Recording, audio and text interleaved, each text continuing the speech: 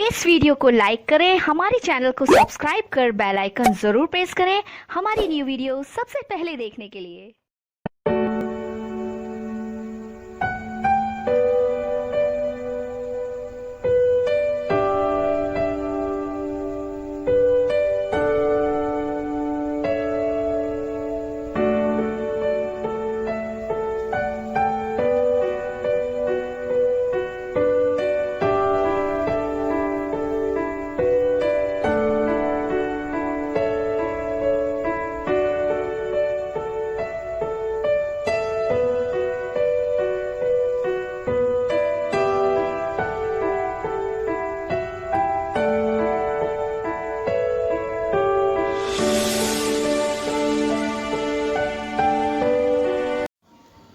Hello दोस्तों मैं हूं सचिन गुप्ता और आज आपके लिए लेकर आया हूं फंडामेंटल राइट का पार्ट 3।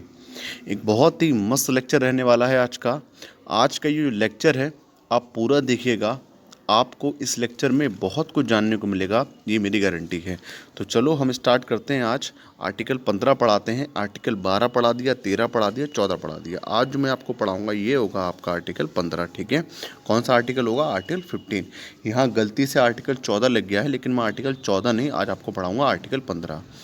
अब देखो आर्टिकल 15 क्या है। अगर मैं आपसे बात करूं कि आर्टिकल 15 के अंदर क्या दिया हुआ है, तो देखो आर्टिकल 15 बहुत ही सिंपल है। और आर्टिकल 15 हमसे ये कहता है कि जो स्टेट है, अब यहाँ पे स्टेट राज्य वाला नहीं है, यूपी वाला नहीं है। यहाँ पे मैं जो स्टेट बोलूँगा ये स्टेट है सरकार वाला। तो यहाँ पे जो स्टेट है वो किसी भी व्यक्ति के साथ डिस्क्रिमिनेशन नहीं कर सकता 5 ग्राउंड्स के ऊपर, ठीक है। यानी कि आर्टिकल 15 कहता है कि जो स्टेट है यानी कि जो सरकार है हमारी, वह डिस्क्रिमिनेशन नहीं कर सकती किसी के साथ ऑन दिस 5 ग्राउंड्स। अब ये 5 ग्राउंड कौन कौन से हैं जिनके ऊपर स्टेट डिस्क्रिमिनेशन नहीं कर सकती? ये है आपके दोस्तों रिलीजन, रेस, कास्ट, सेक्स और प्लेस ऑफ बर्थ। यानी कि जो स्टेट है वह आपसे डिस्क्रिमिनेशन नहीं करेगी कि आप इस बिहाफ पे कि आप किस जाति के हो, ना आपसे वह इस बिहाफ पे डिस्क्रिमिनेशन करेगी कि आप किस रेस के हो यानी कि आपकी नस्ल कौन सी है, ना आपसे इस बिहाफ पे डिस्क्रिमिनेशन करेगी कि आप कौन सी कास्ट के हैं, ना आपसे इस बिहाफ पे डिस्क्रिमिनेशन करेगी कि आप जो है वह रहते कहाँ हैं, आपका जो जन्म है वह कहाँ हुआ है, ना आपसे इस बात पर डिस्क्रिमिनेशन करेगी कि आपका लिंग कौन सा है, आप पुरुष हैं कि आप स्त्री हैं। यहाँ पे सेक्स लिखा हुआ है, इसका मीनिंग है कि आप पुरुष हैं या स्त्री हैं। और प्लेस ऑफ बर्थ इस बात पर भी डिस्क्रिमिनेशन नहीं कर सकती कि आपका जो जन्म है वह कहाँ हुआ है। तो आपको इतनी बात समझ में आई। अब आर्टिकल जो 15 है वह तो सिंपल कहता है कि provision of discrimination only on the grounds of religion, race, caste, sex और प्लेस ऑफ बर्थ। यानी कि ये ऐसे ग्राउंड्स हैं, ना रिलीजन के ग्राउंड पर डिस्क्रिमिनेशन कर सकती है सरकार आपके साथ, ना रेस के ग्राउंड पर कर सकती है, ना कास्ट के ग्राउंड पर कर सकती है, ना सेक्स के, ना प्लेस के और बर्थ के। लेकिन इनको छोड़कर जो ग्राउंड्स हैं, ठीक है, अगर आप आर्टिकल 15 को ध्यान से पढ़ोगे तो आर्टिकल 15 कहता है only on the grounds of religion, race, caste, sex और place of birth. Only on the grounds of, अगर आप इस ओनली पे ध्यान दोगे तो इसका मतलब ये हुआ कि इन 5 ग्राउंड्स के ऊपर जो कि है रिलीजन, रेस, कास्ट, सेक्स और place of birth, in 5 ground के ऊपर भेदभाव नहीं किया जाएगा। बाकी अगर और भी कोई ग्राउंड है तो उसके ऊपर भेदभाव किया जा सकता है। अगली बात क्या है? तो अगली बात यह है कि यहाँ पे ओनली का एक तो मतलब ये हो गया कि इन 5 ग्राउंड्स को अगर आप हटा दो तो और दूसरे ग्राउंड्स के ऊपर डिस्क्रिमिनेशन हो सकता है। इस ओनली का एक मीनिंग और भी है, और वो ये है कि यहाँ पे अगर हम लोग इन 5 ग्राउंड्स को अकेले लेकर डिस्क्रिमिनेशन करें, लाइक हम रिलीजन के आधार पे सिर्फ डिस्क्रिमिनेशन करें, तो वह तो कॉन्स्टिट्यूशन के हिसाब से वैलिड नहीं है, वो गलत है। लेकिन अगर हम कंबाइन करते हैं, क्या करते हैं? हम कंबाइन करते हैं, जैसे रिलीजन और इसको हम कंबाइन कर दें बैकवर्डनेस के साथ में। किसके साथ में? बैकवर्डनेस। तो ये जो है डिस्क्रिमिनेशन किया जा सकता है।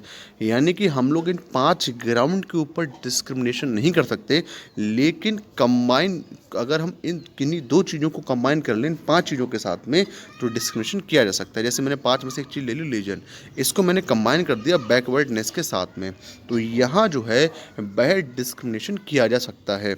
इसके पीछे का देखो लॉजिक ये है कि अगर आप ओनली रिलीजन के आधार पर डिस्क्रिमिनेशन करते हो, ठीक है, तो ये एक निगेटिव डिस्क्रिमिनेशन है। लाइक एक बंदा आपका सकलैनी है, एक आपका गुप्ता है, आप कहते हो कि गुप्ता इस जॉब के लिए फिट है लेकिन सकलैनी इस जॉब के लिए फिट नहीं है, तो यहाँ पे जो हमने भेदभाव किया है जो सरकार ने, वह निगेटिव है। यहाँ पे सकलैनी के पास हो सकता है कि स्किल गुप्ता से ज़्यादा हो, लेकिन तब भी उसे एक जो जॉब है वह नहीं मिली सिर्फ और सिर्फ रिलीजन के बेसिस पे, तो ये कैसा हो गया, निगेटिव डिस्क्रिमिनेशन हो गया। लेकिन अगर हम लोग बात करें कॉम्बिनेशन की, अगर हम कंबाइन कर दें रिलीजन प्लस बैकवर्डनेस, तो ये जो है ये निगेटिव डिस्क्रिमिनेशन नहीं है, ये पॉजिटिव डिस्क्रिमिनेशन है। कैसा है, पॉजिटिव डिस्क्रिमिनेशन है।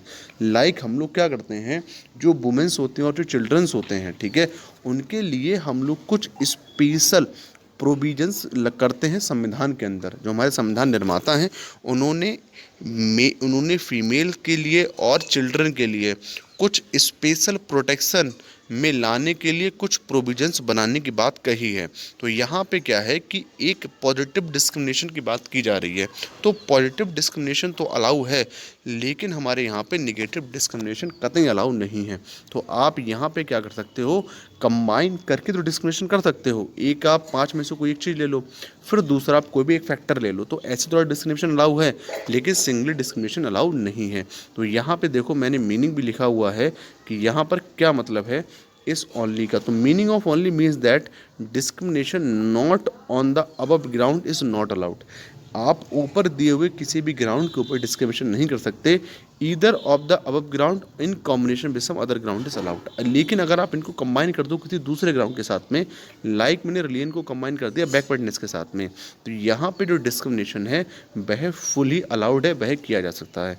अब देखो हमने आर्टिकल 15A का, जो आर्टिकल 15A है इसको हमने पढ़ा। अभी ये क्या है, तो आर्टिकल 15 का जो प्रोविज़न ए है वह कहता है कि भैया डिस्क्रिमिनेशन आप नहीं कर सकते रिलीजन, रेस, कास्ट, सेक्स और प्लेस ऑफ बर्थ के आधार पे। अब हम लोग पढ़ते हैं दोस्तों आर्टिकल 15B जो है वह क्या कहता है, ठीक है। तो ये कहता है the second provision of the article 15 says that no citizen will be subjected to any disability, liability, destruction और condition of ground not only of religion. अब देखो इसमें क्या क्या कह रहे हैं, इस आर्टिकल में कह रहे हैं कि अगर कोई भी पर्सन जो है वह डिस्क्रिमिनेट किया जाता है रिलीजन, रेस, कास्ट, सेक्स और प्लेस ऑफ बर्थ के आधार पे, ठीक है, तो आर्टिकल 15 ये बिल्कुल मना कर देता है। इसी बात को थोड़ा सा एक्सटेंड किया गया है आर्टिकल बी में।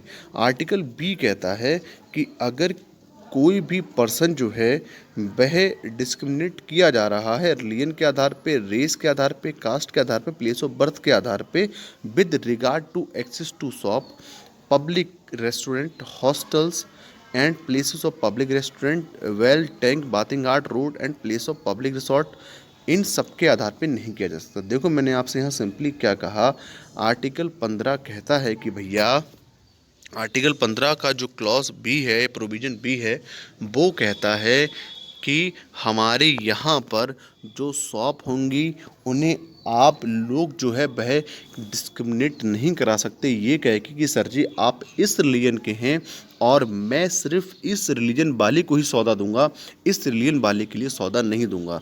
या फिर कोई पब्लिक रेस्टोरेंट है, एक रेस्टोरेंट मैंने बना रखा है, उसमें भी मैं ऐसा पब्लिक रेस्टोरेंट है, कोई सरकार ने कोई रेस्टोरेंट बनाया है, तो सरकार उसमें यही डिस्क्रिमिनेशन नहीं कर सकती कि सर जी आप मुस्लिम हैं, आप भैया आप नहीं आ सकते मेरे रेस्टोरेंट में, हिंदू आ सकता है। तो इस बेसिस पे भी नहीं हो सकता ना, होटल के बेसिस पे होगा। कोई होटल है, ओके, अब उस होटल के अंदर ऐसा प्रोविज़न नहीं बनाया सकता कि हम अपना होटल जो है सिर्फ मुसलमानों को ही रेंट पे देंगे, हिंदुओं को रेंट पे नहीं देंगे। या फिर कोई प्लेस ऑफ पब्लिक एंटरटेनमेंट है, लाइक आपके बात करी जाए तो आपके हो गए सिनेमाघर, तो ऐसा बिल्कुल भी नहीं होगा कि सिनेमाघर के अंदर सिर्फ और सिर्फ हिंदू को परमिशन दी जाए, मुसलमानों को परमिशन ना दी जाए। या फिर ना ऐसा होगा कि जो कुएँ हैं उनको इस्तेमाल करने की, पहले आपने देखा होगा कि माइनॉरिटी जो बैकवर्ड क्लास होती थी उनका एक कुआं अलग हुआ करता था, अपर कास्ट का कुआं अलग हुआ करता था। तो यहाँ पे जो डिस्क्रिमिनेशन है ये ख़त्म कर देता है आर्टिकल 15(2). ये कहता है कि सर जी ऐसा कतई नहीं होगा कि जो कुआं है वो अपर कास्ट का अलग हो, लोअर कास्ट का अलग हो, या फिर ऐसा हो कि अपर कास्ट वाले कुएं को लोअर कास्ट एक्सेस ना कर पाए, तो अपर कास्ट वाले के जो कुआं है वो लोअर कास्ट एक्सेस करेगा, उसका इस्तेमाल करेगा। बाथिंग घाट जो हुआ करते थे, ये भी आपने इतिहास में पढ़ा होगा कि पहले क्या हुआ करता था, बाथिंग घाट अलग अलग हुआ करते थे। ठीक है, जो ऊपर कास्ट होती थी उनके बाथिंग घाट जो होते थे वो अलग होते थे, लोअर कास्ट के बाथिंग घाट अलग होते थे, यानी कि नहाने के जो घाट होते थे वो अलग अलग हुआ करते थे। तो यहाँ पर इस आर्टिकल ने ये भी खत्म कर दिया, बोला ऐसा भी नहीं होगा। Road and places of public restaurant maintain wholly और partly by state fund dedicated to the use of general public. तो यहाँ पे ऐसा कोई सड़क बनाया गया हो जो कि सरकार के पैसे से बना हो, तो वहाँ पर भी जो है इन 5 ग्राउंड्स के ऊपर कोई भी डिस्क्रिमिनेशन नहीं किया जा सकता। मैंने आपसे सिंपल इस प्रोविज़न में क्या कहा कि इन 5 ग्राउंड्स के ऊपर शॉप के लिए कोई आपको डिस्क्रिमिनेट नहीं करेगा, पब्लिक रेस्टोरेंट के लिए कोई डिस्क्रिमिनेट नहीं कर सकता, होटल्स के लिए नहीं कोई डिस्क्रिमिनेट करेगा, प्लेसेस कोई जगह है उसके लिए कोई डिस्क्रिमिनेट नहीं कर सकता आपके लिए, पब्लिक एंटरटेनमेंट की कोई जगह है, कोई सिनेमा घर वगैरह है तो वहाँ पर कोई आपको डिस्क्रिमिनेट नहीं कर सकता, कुएं के उपयोग के लिए आपको कोई डिस्क्रिमिनेट नहीं करेगा, टैंक यूज़ के लिए कोई आपको डिस्क्रिमिनेट नहीं करेगा, बाथिंग घाट के लिए कोई डिस्क्रिमिनेट नहीं करेगा। तो ये जितनी भी चीज़ें हैं ना, इनको लेकर कोई बंदा जो है आपको डिस्क्रिमिनेट नहीं कर सकता। तो चलो, आई होप आपको समझ में आया होगा। अब हिंदी बहन भाई जो है बहुत नाराज़ रहते हैं, तो इसके लिए मैं हिंदी में भी PDF प्रोवाइड करने लगा हूँ। चिंता मत करो, हिंदी में इस लेवल की PDF है कि कहीं पर कोई भी गलती जो है वो नहीं हो सकती। ठीक है, तो यहाँ पर है आर्टिकल 14 कहता है केवल धर्म, जाति, लिंग या जन्म के स्थान पर भेदभाव का निषेध, यानी कि इन ग्राउंड पर भेदभाव नहीं होगा। अब यहाँ केवल का अर्थ है कि उपरोक्त ग्राउंड पर भेदभाव नहीं करने की अनुमति है, उपरोक्त ग्राउंड में किसी भी अन्य ग्राउंड के साथ भेदभाव करने की उन्नति है। आप इनको किसी दूसरे ग्राउंड के साथ में जोड़ दीजिए तो आप जो है वह डिस्क्रिमिनेशन कर सकते हैं।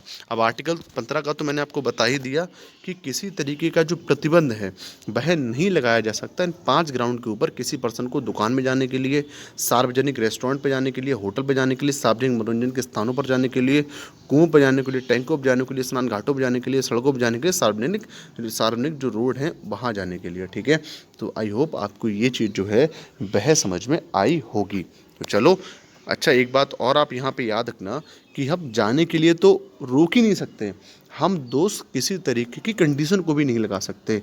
हम ये भी नहीं कह सकते, यहाँ पर एक शब्द आएगा, देखो मैं आपको दिखा देता हूँ पीछे चल के, यहाँ पर आप एक वर्ड देख पा रहे हो जो कि कंडीशन, जो कि है दोस्तों आपका लाइबिलिटी। तो हम यहाँ ये भी नहीं कह सकते उनसे किसी प्रकार की उनको लाइबिलिटी भी नहीं इम्पोज कर सकते, ना हम उन्हें कोई कंडीशन दे सकते हैं।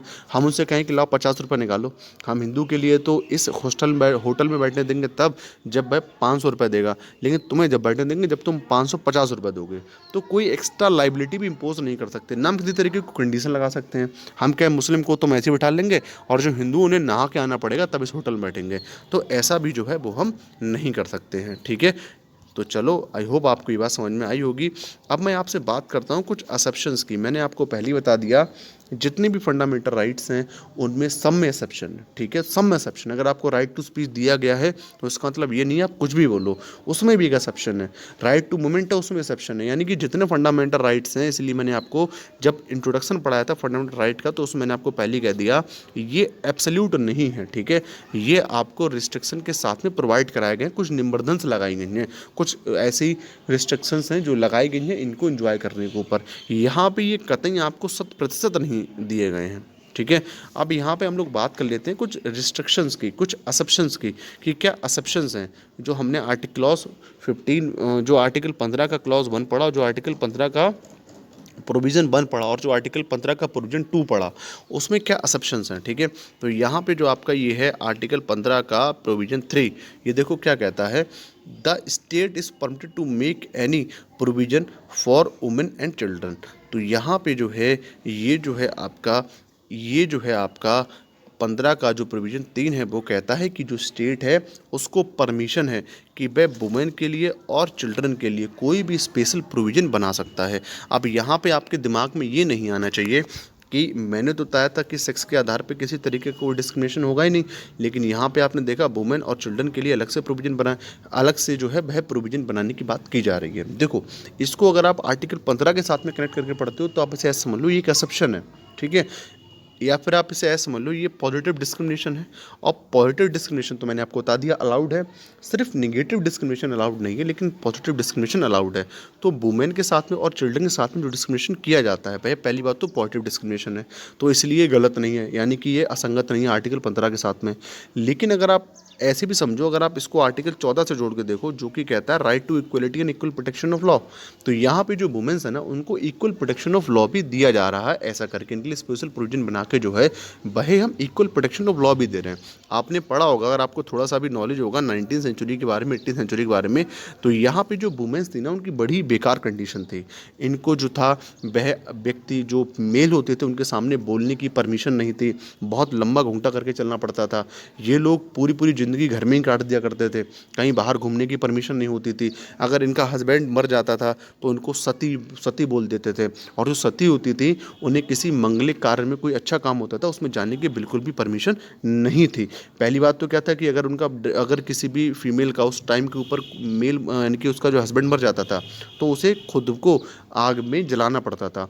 और अगर समाज दयावान होकर उसे छोड़ भी देता था, यानी कि उसे आग में जलाता नहीं था और पति के साथ में, तो उस औरत के लिए समाज से बिल्कुल ही त्याग कर दिया जाता था, उस औरत का गांव से त्याग कर दिया जाता था। जितने सामाजिक अच्छे कार्यक्रम हुआ करते थे, लाइक किसी की शादी है, ठीक है, और बहुत सारे काम हुआ करते थे, उनमें इन वुमेन्स का पार्टिसिपेशन नहीं हुआ करता था। तो इतनी बुरी कंडीशंस थी महिलाओं की, तो यहाँ पे उनको भी लॉस की प्रोटेक्शन मिल सके, उनके साथ में ऐसा ना हो, तो इक्वल प्रोटेक्शन ऑफ लॉ, अगर आप इस बात को आर्टिकल 14 के साथ में बिठा के देखते हो तो ये बात बिल्कुल ही संगत लगती है, आपको असंगत नहीं लगेगी। यानी कि आर्टिकल 14 के साथ में ये जो बात है ना, वह बिल्कुल जाके बैठती है दोस्तों फिट। तो यहाँ पे वुमेन के लिए और चिल्ड्रन के लिए जो कॉन्स्टिट्यूशन है वह डायरेक्ट करता है कि जो स्टेट है वह स्पेशल प्रोविजंस बना सकता है, यानी कि अलग से जो व्यवस्था है वह कर सकता है उनके उत्थान के लिए। अब हमारे पास है आर्टिकल 15 का प्रोविज़न 4, आर्टिकल 15 का प्रोविज़न 4, ये क्या कहता है? The state is permitted to make any special provision for advancement of socially and educationally backward classes of citizens और for the scheduled caste and scheduled tribes. अब देखो यहाँ पे आर्टिकल 15(4) में क्या कहा गया है कि जो स्टेट है ना, उसके लिए परमिशन दी गई है उत्थान करने के लिए।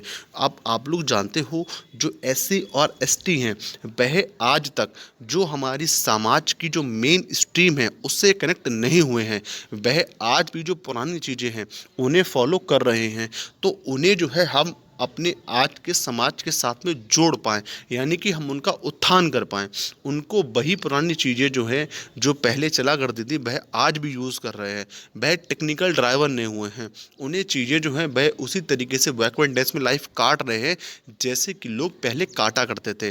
तो यहाँ पे जो है इस आर्टिकल में 15(4) जो आर्टिकल है वह कहता है कि हमें इनके उत्थान के लिए जो है स्टेट के लिए प्रोविजंस बनाने चाहिए। तो आर्टिकल 15(4) कहता है कि जो SC ST है या फिर कोई भी ऐसा दोस्तों कास्ट है जो कि सोशली और एजुकेशनली बैकवर्ड है, कैसा है? सोशली या फिर एजुकेशनली बैकवर्ड है, या फिर SC या ST, ठीक है, या फिर SC या ST, तो इनके उत्थान के लिए हमारे लिए क्या करना चाहिए? स्टेट के लिए स्पेशल प्रोविजंस बनाने चाहिए जिनसे उनका उत्थान हो पाए और वो मेन धारा के अंदर आ सकें। अब ये जो आपका 15(4) है ये आपको याद रखना है, 15(4) है, इसमें दोस्तों अभी तक ना 2 अमेंडमेंट किए जा चुके हैं। आपका जो 15(4) है ना, ये खुद एक अमेंडमेंट से ऐड हुआ है। 15(4) पहले इंडियन कॉन्स्टिट्यूशन में नहीं था, बट ये ऐड किया गया है दोस्तों by the first amendment act 1951। तो 1951 का जो कॉन्स्टिट्यूशनल अमेंडमेंट एक्ट था ना, इसके जरिए हमने संविधान में आर्टिकल 15 प्रोविजंस 4 को इसमें ऐड किया है। हमारा जो संविधान है उसमें जो 15(4) है उसे हमने ऐड किया है फर्स्ट कॉन्स्टिट्यूशनल अमेंडमेंट एक्ट 1951 के द्वारा। तो आपको यह बात जो है याद रखनी है। अब यहाँ पर ना हम किसको एजुकेशनली बैकवर्ड माने और किसको सोशली बैकवर्ड माने, इस बात को डिसाइड करने के लिए बैठा ली गई मंडल कमीशन, ठीक है। इस बात को डिसाइड करने के लिए कौन बैठा ली गई? मंडल कमीशन। आप यहाँ पे एक बात और याद रखना, कहीं पर आप सुनोगे कमीशन, कहीं पर आप सुनोगे काउंसिल। कमीशन में और काउंसिल में यह फ़र्क होता है, कमीशन में जो लोग बैठते हैं वह दोस्तों आपके जो होते हैं वह अपॉइंटेड होते हैं बाय द प्रेसिडेंट, ठीक है। एक बात आप और हमेशा याद रखना, आर्टिकल 240 जो है वह प्रेसिडेंट को पावर देता है कि प्रेसिडेंट समय समय पे चेक करे कि जो सोशल और एजुकेशनली जो बैकवर्ड लोग हैं उनका उत्थान हो रहा है या नहीं हो रहा है, और अगर उत्थान नहीं हो रहा है तो वह डायरेक्ट करे स्टेट के लिए उनके उत्थान के लिए, और एक कमीशन बना के दें जो स्टेट के लिए रिकमेंड करे। ठीक है, तो यहाँ पे ये जो कमीशनें हैं ये जो प्रेसिडेंट जो होता है उसके सलाह पर बनाई जाती हैं। तो यहाँ पे आप याद रखना कि जो कमीशन होती है वह अपॉइंट की जाती है दोस्तों, उसमें जो मेंबर होते हैं वह अपॉइंटेड मेंबर होते हैं। और अगर हम इस मंडल कमीशन की बात करें तो ये जो है दोस्तों, इसमें जो मेंबर अपॉइंट किए गए थे वह राष्ट्रपति के द्वारा अपॉइंट किए गए थे। और हमेशा याद रखना जब काउंसिल की बात आती है, जैसे जीएसटी काउंसिल में दोस्तों इलेक्टेड लोग बैठते हैं। इलेक्टेड, आपने अगर थोड़ा सा पढ़ा होगा इकोनॉमिक्स के बारे में तो आपने पढ़ा होगा जीएसटी काउंसिल के बारे में। अब जीएसटी काउंसिल में आपने देखा होगा जितने भी मेंबर्स होते हैं, जैसे कि बात की जाए तो आपका एक होती हैं आपकी फाइनेंस मिनिस्टर यूनियन की जो होती हैं, दूसरा जितने भी स्टेट के फाइनेंस मिनिस्टर होते हैं या फिर ऐसे कोई मिनिस्टर जिन्हें स्टेट जो है भेजता है इसमें जीएसटी काउंसिल में आने के लिए, वो लोग हो गए। या फिर जो रेवेन्यू डिपार्टमेंट का अधिकारी होता है जिस पे कि स्वतंत्र राज्य प्रभार होता है, तो वह भी इसका मेंबर बनता है। अभी ये सारे के सारे होते कैसे हैं दोस्तों, सारे के सारे इलेक्टेड होते हैं, ना कि इनमें कोई भी दोस्तों अपॉइंटेड होता है। तो आप याद रखना कमीशन जब भी बनती है तो उसके मेंबर अपॉइंटेड होते हैं, और जब भी कोई काउंसिल बनती है तो उसके मेंबर इलेक्टेड होते हैं। ओके, तो यहाँ पे जो है ये डिसाइड करने के लिए कि कौन दोस्तों बैकवर्ड है और कौन नहीं है, और किस तरीके से डिसाइड किया जाए कि कौन बैकवर्ड है कौन बैकवर्ड नहीं है, तो इसके लिए कमीशन बनाएगी जो मंडल कमीशन थी, जिसने अपने 11 पॉइंट दिए, जिसके बिहाफ पे डिसाइड करा गया कि कौन है बैकवर्ड और कौन नहीं। और आपको अच्छी तरीके से बताया, उसने बताया कि SC ST बताया कि ये जो है वो बैकवर्ड है। आर्टिकल 15 का जो प्रोविज़न 5 है उसने दोस्तों इस लिस्ट में ओबीसी को भी जोड़ दिया। ठीक है, ओबीसी को भी इसमें ऐड कर दिया। तो the state is empowered to make any special provision. अब जो आर्टिकल 15 का जो आपका प्रोविज़न दोस्तों 5वां है, ये दोस्तों जोड़ा गया संविधान संशोधन 93 से सन 2005 में जो हुआ है। तो the state is empowered to make any special provision for the advancement of any social and education backward classes for the scheduled caste and the scheduled tribes regarding their admission to educational institution including private education institution whether aided or unaided by state except the minority educational institutions। ठीक है, अब देखो यहाँ पे जो है ना, ये आर्टिकल जो 15(5) है वह ये कहता है कि दोस्तों जो सोशली और एजुकेशनली बैकवर्ड क्लासेस हैं, ठीक है, उनके लिए जो इंस्टीट्यूशंस हैं, जो कि एजुकेशनल इंस्टीट्यूशंस हैं, उनमें हमें क्या करना चाहिए, कुछ रिजर्वेशन देना चाहिए इन एजुकेशनली और बैकवर्ड क्लासेस के लिए, जो कि आपके शेड्यूल्ड ट्राइब्स और शेड्यूल्ड कास्ट हैं। तो इनके लिए हमें क्या करना चाहिए, इनके एडमिशन के लिए, इनके प्रोत्साहन के लिए, जिससे ये भी जाकर पढ़ें और जो एजुकेशनल बैकवर्डनेस है इनकी ये ख़त्म हो जाए। और अगर एजुकेशनल बैकवर्डनेस ख़त्म हो गई तो दोस्तों उनकी सोशल बैकवर्डनेस है वो भी ऑल टुगेदर ख़त्म हो जाएगी।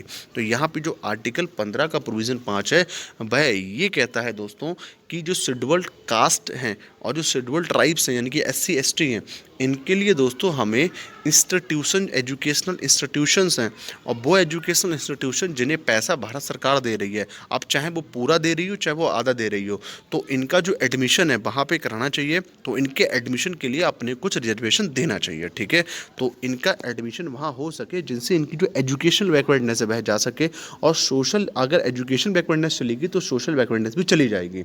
आप जानते हो आज के टाइम के ऊपर जिसकी एजुकेशन बैकवर्डनेस चली जाती है उसकी सोशल बैकवर्डनेस अपने आप चली जाती है। तो यहाँ पे आपको ये बात समझ में अच्छी तरीके से आई होगी कि आर्टिकल 15(5) कहता है कि ऐसा कोई भी अगर पर्सन है जो कि सोशली और एजुकेशनली बैकवर्ड है तो स्टेट क्या करेगी, उसके लिए जो एजुकेशनल इंस्टीट्यूशंस हैं उसमें एडमिशन दिलाएगी बाय द रिजर्वेशन। लेकिन यहाँ पर एक एक्सेप्शन ये है कि वह दोस्तों आपके जो है वो माइनॉरिटी एजुकेशनल इंस्टीट्यूशंस में एडमिशन नहीं ले पाएंगे by the process of reservation. ठीक है, अब माइनॉरिटी इंस्टीट्यूशन बोले तो आपका जामिया मालिया हो गया, आपका कई हैं हमारे देश के अंदर जो माइनॉरिटी एजुकेशनल इंस्टीट्यूशंस हैं। ठीक है, तो इनके अंदर जो है वह एडमिशन नहीं मिल पाएगा। एक मुझे और नाम याद आ गया, अलीगढ़ मुस्लिम यूनिवर्सिटी। तो जितने भी दोस्तों माइनॉरिटी एजुकेशनल इंस्टीट्यूशंस हैं उनमें इन्हें एडमिशन नहीं दिया जाएगा। ठीक है, बाकी और जो यूनिवर्सिटीज़ हैं उनके अंदर ऐसे लोग जो कि एजुकेशनली, शैक्षिक तौर पे और दोस्तों सामाजिक तौर पे पिछड़े जो हैं उनके लिए एडमिशन दिया जाएगा। तो आई होप आपको इतनी बात जो है वह समझ में आई होगी। तो चलो अब आगे चलेंगे। ये हिंदी में लिखा हुआ है कि राज्य में महिलाओं और बच्चे के लिए कोई विशेष प्रावधान करने की अनुमति है। बिल्कुल सही बात है। राज्य को किसी भी सामाजिक और शैक्षणिक रूप से पिछड़े वर्ग के नागरिकों की उन्नति के लिए अनुसूचित जाति या अनुसूचित जनजाति के लिए कोई विशेष प्रावधान करने की अनुमति है। तो ये सारे पॉइंट जो मैं आपको समझा चुका हूँ। अब चलते हैं हम लोग आगे। अब देखो एक बहुत बहुत इम्पॉर्टेंट जो है वो हमारे को डिस्कस करना है दोस्तों, एक एक्ट जो इसी साल ऐड हुआ है, ठीक है, जो कि है इसी साल ऐड हुआ। इससे पहले दोस्तों मैं एक और यार आपसे डिस्कस करूँगा। वेट ओहो,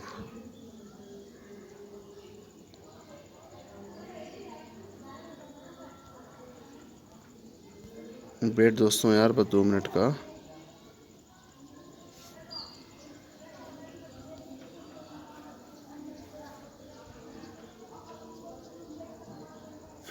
ये रहा दोस्तों।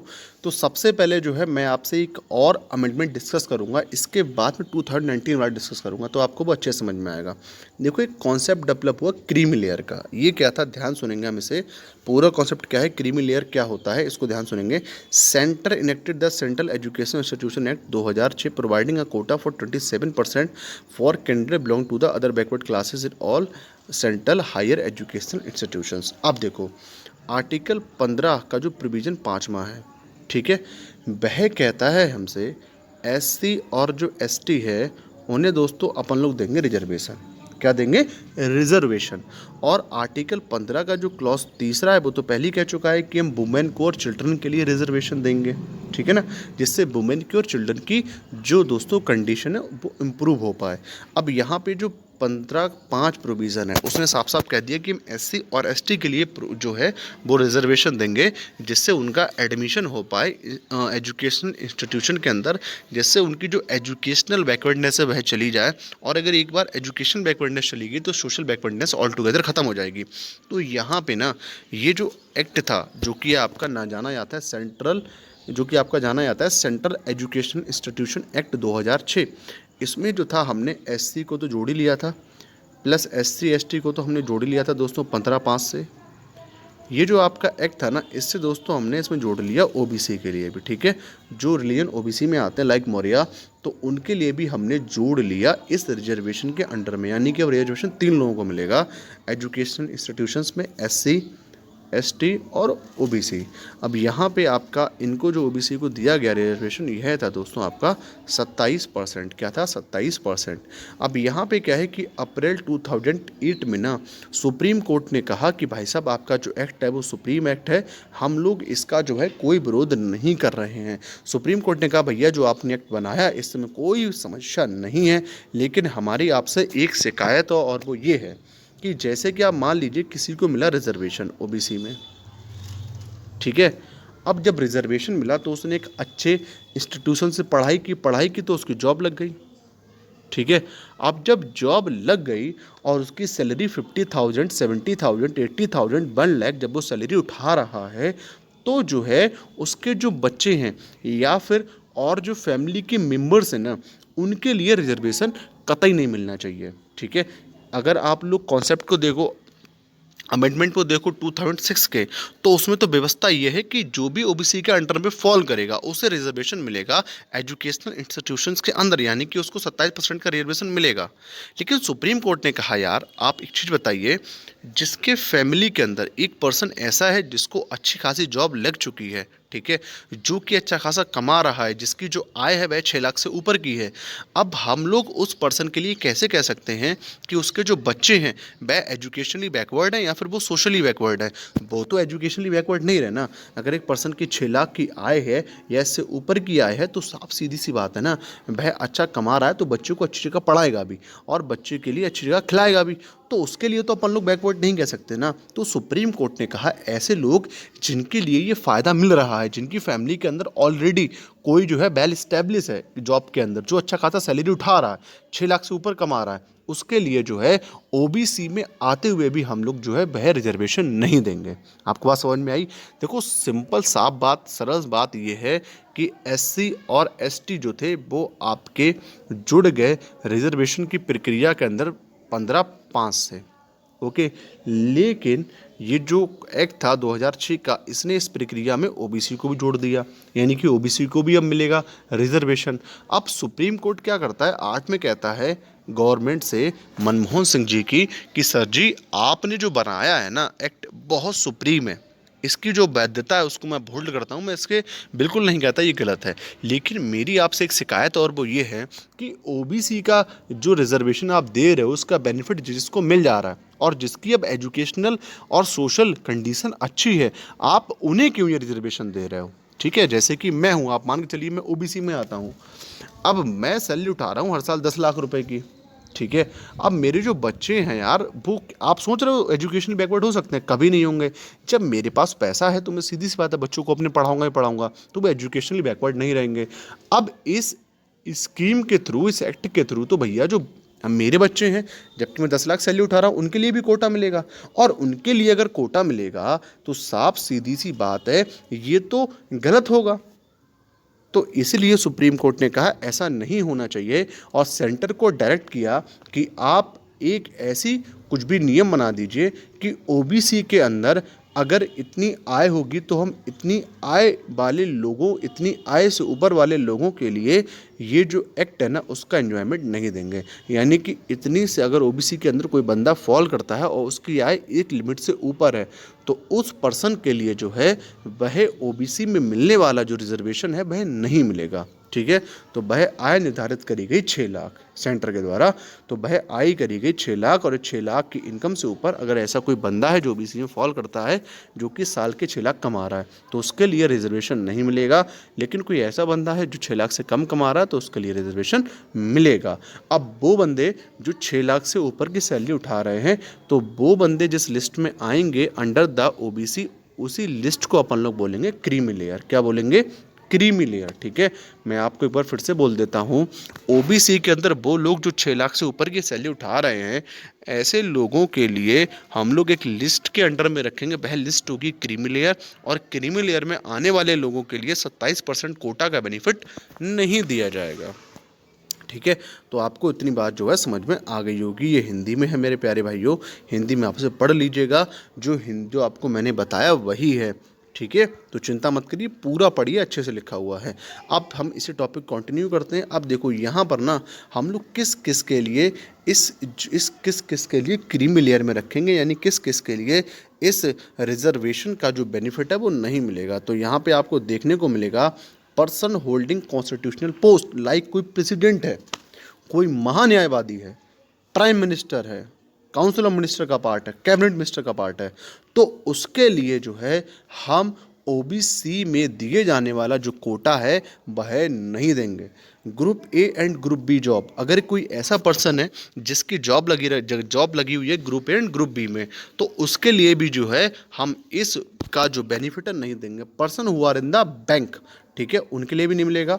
कॉलोनियल एंड अबव, इनके लिए भी नहीं मिलेगा। डॉक्टर साहब, लॉयर्स, इंजीनियर्स, इन किसी को नहीं मिलेगा। जो कर्नल साहब होते हैं ना, कर्नल की जो जॉब होती है उनके लिए भी नहीं मिलेगा। या फिर उससे ऊपर की जो रैंक है, ठीक है, आर्मी है, हमारे जो मिलिट्री वगैरह होती है उसमें जो कर्नल जी होते हैं, तो कर्नल जी जो हैं अगर उस तक की रैंक है, उससे ऊपर की रैंक है, तो अगर वो बंदा फॉल करता है ओबीसी के अंदर तो उसके लिए कतई भी इस एक्ट का 2000 एक्ट का जो है वो 25% कोटा वाला बेनिफिट नहीं दिया जाएगा। या फिर कोई ऐसा पर्सन जो डॉक्टर है, लॉयर है, इंजीनियर है, आर्टिस्ट है, ऑथर है, कंसल्टेंट एंड सो ऑन, ठीक है, तो इन लोगों के लिए भी 27% कोटा नहीं दिया जाएगा अगर वो फॉल करते हैं ओबीसी में। पर्सन इंगेज इन ट्रेड, अगर कोई ऐसा बंदा है ट्रेड में इंगेज है, बिजनेस करता है, इंडस्ट्री करता है, तो उसके लिए भी इसका बेनिफिट नहीं दिया जाएगा। People holding agriculture land above certain limit, एक लिमिट से ऊपर अगर कोई बंदा जो है वह एग्रीकल्चर लैंड को रखता है तो उसके लिए भी इस बेनिफिट के नहीं दिया जाएगा। ठीक है, और वह किस में आता है, ओबीसी में, तो उसके लिए बेनिफिट नहीं दिया जाएगा। Person having gross annual income more than 6 lakh, अगर किसी पर्सन की जो इनकम है बाहर 6 लाख से ऊपर की है, तब भी दोस्तों उसे जो है ओबीसी में जो दिए जाने वाला 27% का जो कोटा है उसका बेनिफिट नहीं मिल पाएगा, यानी वह क्रीमी लेयर में आएगा। तो आई होप आपको इतना समझ में आया होगा, ये आपका हिंदी में है, ठीक है। अब मैं आपको समझाता हूँ ये वाला एक्ट, क्योंकि अब ये हुआ है दोस्तों, इससे प्रश्न बनने की पूरी पूरी संभावनाएं हैं, क्योंकि ये आपका करंट का मैटर है। अब देखो ये क्या कहता है, इसको समझने के लिए वह समझिए। अभी तक जो है वह हमने क्या किया, अभी तक हमने दोस्तों जो रिजर्वेशन है उसको देने के लिए 2 कंडीशन बनाई। कौन कौन सी? एक तो थी एजुकेशनली बैकवर्ड हो, दूसरी थी सोशली बैकवर्ड हो। अब एजुकेशनली बैकवर्ड सोशली बैकवर्ड कौन होगा, मंडल कमीशन ने कर दिया फाइनल, ठीक है, 11 पॉइंट देके। तो एजुकेशनली बैकवर्ड हो, सोशली बैकवर्ड हो। अब यहाँ पे हमने एजुकेशनली और सोशली बैकवर्ड जो थे वो 3 ग्रुप पाए, एससी पाया, एसटी पाया और पाया ओबीसी। अब सरकार ने यहाँ पे जो था 2 कंडीशन तो ऑलरेडी थी, यहाँ पे सरकार ने एक एक्ट पारित किया और इस एक्ट का पारित को करके जो था वह दोस्तों एक कंडीशन और भी जोड़ दी, जो कि थी इकोनॉमिक, ठीक है। यानी कि अब रिजर्वेशन 2 कंडीशन को ध्यान में ना रख कर 3 कंडीशन को ध्यान रख के दिया जाएगा, इकोनॉमिक कंडीशन, एजुकेशनल कंडीशन और सोशल कंडीशन, ठीक है। तो यहाँ पे इसका मतलब ये हुआ कि इसमें एससी एसटी ओबीसी थे ही थे, अब दोस्तों चौथे जो जनरल थे वह इसमें और ऐड हो गए, ठीक है। क्या थे? जनरल जो थे वह इसमें और ऐड हो गए, और इनके लिए जो कोटा दिया गया वह दिया, जो इनके लिए रिजर्वेशन दिया गया वह दिया गया 10%। क्या दिया गया? 10% रिजर्वेशन दिया गया, ठीक है। तो आई होप आपको ये बात समझ में आई होगी। तो it introduce economic reservation bye amending article 15 and 16। इसको जो था हमने इसको अमेंड करने के लिए आर्टिकल 15 का जो प्रोविजन 4 था उसे अमेंड किया, 16 को भी अमेंड किया, इसमें कल समझाऊंगा। It is inserted article 15(6) and article 15(6) and article 16(6). तो ये दोस्तों अब बन गया, ये जो एक्ट था ना ये बन गया दोस्तों अब हमारा article 15(6) in the constitution to allow reservation for the economical backwardness in the unreserve category. अब अनरिजर्व कैटेगरी का तो मतलब ये हुआ ना कि अब तक ओबीसी तो आपने रिजर्व कर ही दी है, रिजर्वेशन दे ही रहे हो, ठीक है। फिर आप लोग एससी के लिए भी रिजर्वेशन दे रहे हो, एसटी के लिए भी रिजर्वेशन दे रहे हो, तो रह कौन गया यार, जनरली तो रह गए। तो ये जो है रिजर्वेशन जाता है दोस्तों जनरल के खाते में। अब आगे है, it was enacted to promote the welfare of the poor people. तो यहाँ पे सीधी सी बात है, इसको इसलिए किया गया, देखो यार एक जनरल अवधारणा है कि जो जनरल होते हैं ना वह आमतौर पर पैसे वाले होते हैं, वह सोशली भी हायर होते हैं और एजुकेशनली भी हायर होते हैं। लेकिन गवर्नमेंट ने इस बात को समझा कि ऐसा ज़रूरी नहीं है कि अगर बनिया है तो वो माँ के पेट से अमीर पैदा होके आए, ठीक है। हो सकता है वह भी इकोनॉमिकली वीक हो, तो इकोनॉमिकली अगर वह वीक है तो उसके लिए 10% का जो रिजर्वेशन है वह दिया जाएगा। फॉर द पुअर, सीधी सी बात है, and not covered by the 50% reservation policy for SC ST and socially education backward classes.